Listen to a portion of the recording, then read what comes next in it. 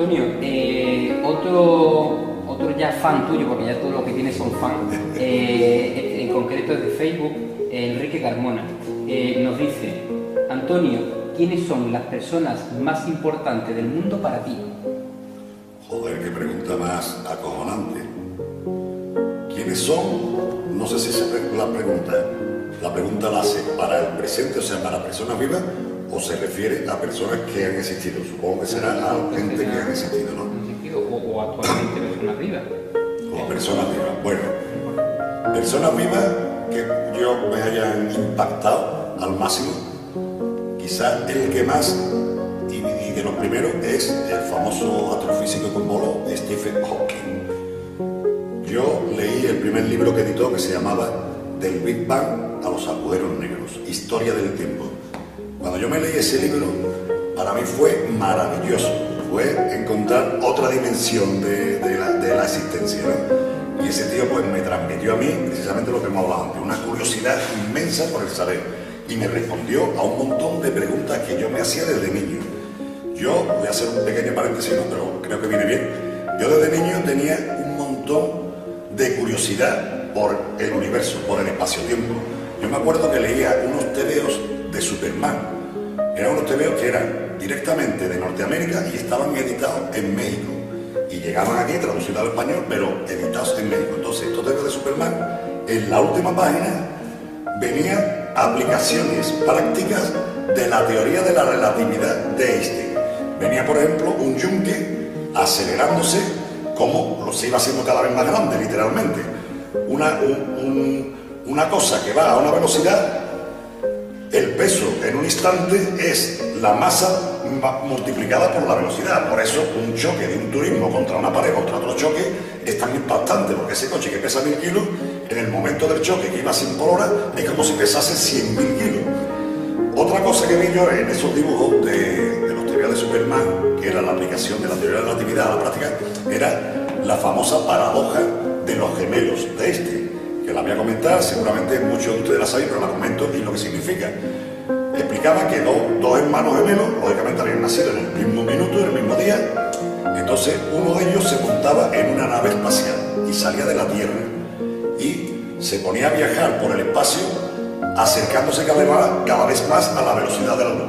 Nunca la podía coger porque la velocidad de la luz, lo único que puede cogerla es la luz propiamente dicho. No hay ningún objeto material, por muy pequeño que sea, que se la pueda acelerar a esa velocidad. Pero esta nave era un experimento mental. Esta nave la aceleraban al 90, al 95% de la velocidad de la luz.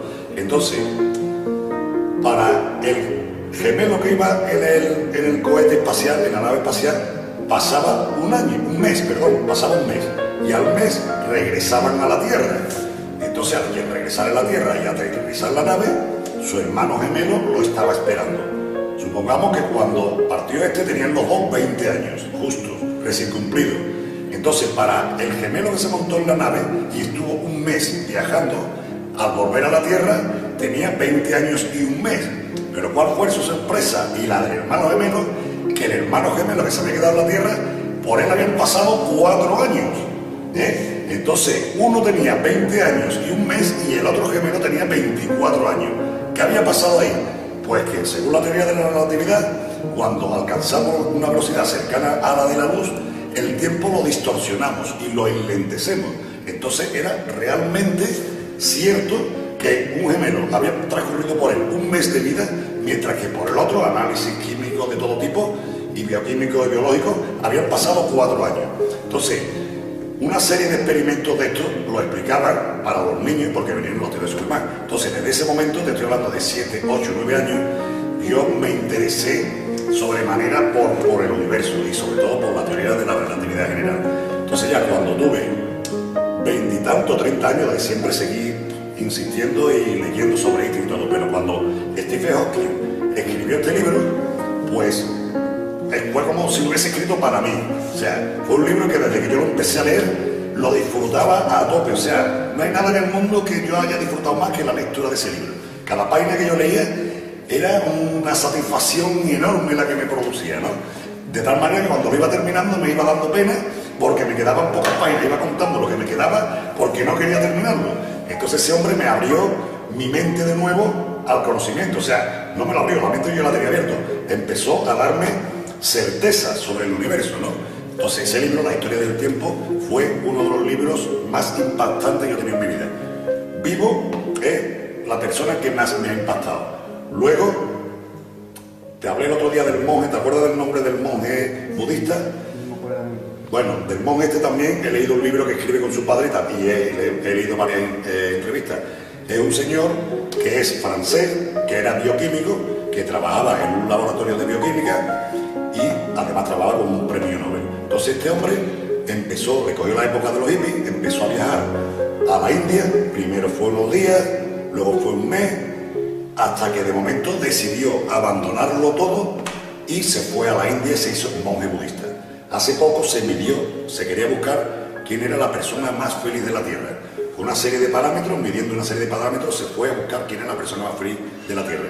Y con diferencia encontraron que la persona más feliz que había en la Tierra era este monje, porque se había ido buscando esa verdad, buscando el conocimiento total, la profundidad del conocimiento, dándose cuenta que lo que tenía alrededor era muy bueno, pero que era una cosa muy parcial, ¿no?, de la ciencia, del conocimiento. Entonces él quería llegar a la profundidad, a la esencia, ¿eh? Podemos hacer un paréntesis y decir lo que le pasó a Buda cuando salió. Buda era un niño rico que vivía en el palacio del padre.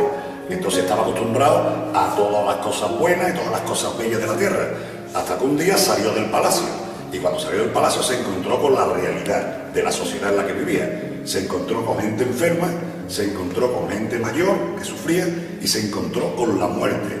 Entonces, estas tres cosas, estos tres factores, a él le marcaron muchísimo, porque hasta entonces no sabía que existía ni la vejez, ni la muerte, ni el sufrimiento.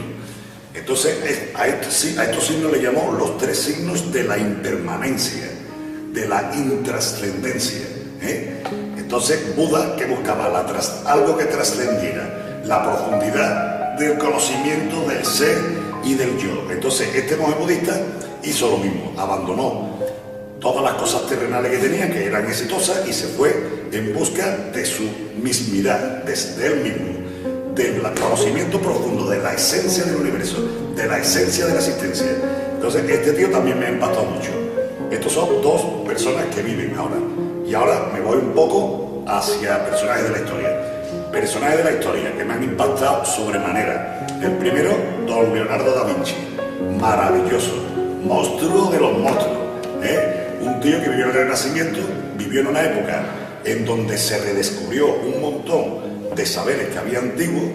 Había saberes de la antigua Grecia, del antiguo Egipcio, de la antigua Roma, que estaban paralizados, estaban escondidos, y de momento en el Renacimiento se pudo acceder a ellos. Este tío accedió, este era de los nuestros, tenía gran curiosidad por el saber. Entonces se dedicó toda su vida a descubrir las cosas nuevas y a transmitirlo. Este tío fue médico, anatomista, pintor, escultor, arquitecto, inventor de máquinas de guerra, inventor de máquinas de todo tipo. Este tío inventó los submarinos, los tanques y los helicópteros. Lo único que le faltó a Leonardo da Vinci era un motor de gasolina o de gasoil. Tú le das a Leonardo un motor y hace 500 años que estaban ya inventados los submarinos, los tanques y los aviones y los helicópteros, ¿no? Entonces este tío pues me impresionó muchísimo por la capacidad tan grande que tenía de llevar todas las materias por delante, lo llevaba todo por delante. Estaba pintando La Última Cena, y a la vez estaba haciendo dibujos de anatomía de muertos, que entonces estaba prohibidísimo hacer dibujos de anatomía con un muerto. Entonces les pagaba a una gente para que robasen un muerto de una tumba, se lo llevaban, él hacía disesiones y dibujaba, de tal manera que en anatomía todavía se utilizan dibujos de Leonardo da Vinci, ¿no? Entonces era un tío que lo llevaba todo por delante. Entonces lo admiro y es de la gente que más impacta en mi vida. Creo que si ese hombre no hubiese existido, un montón de cosas que tenemos ahora por hechas y que disfrutamos de ellas no las disfrutaríamos, ¿no?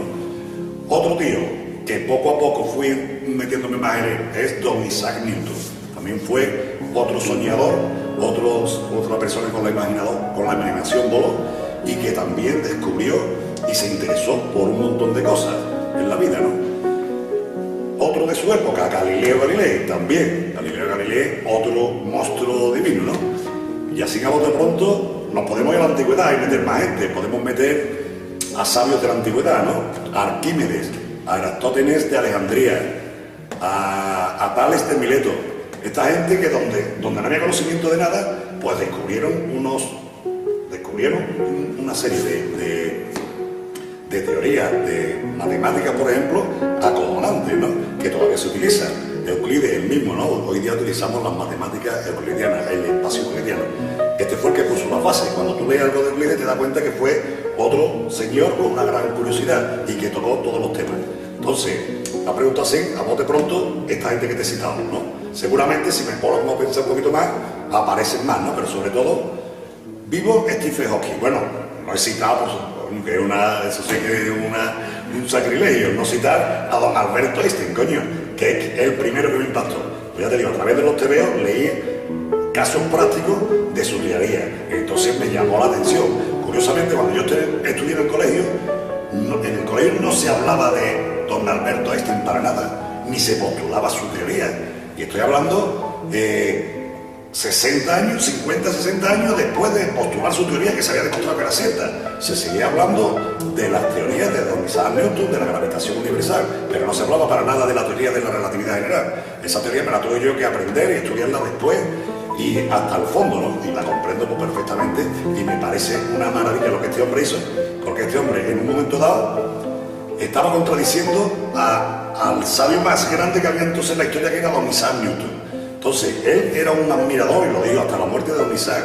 Lo que pasa, la ley de la gravitación universal de Newton era válida y sigue siendo válida para casi todos los casos prácticos, pero hay unos casos excepcionales donde se alcanza una velocidad cercana a la de la luz y se alcanza una densidad de materia grandísima donde las ecuaciones de Einstein no son válidas, o sea, de Newton, perdón.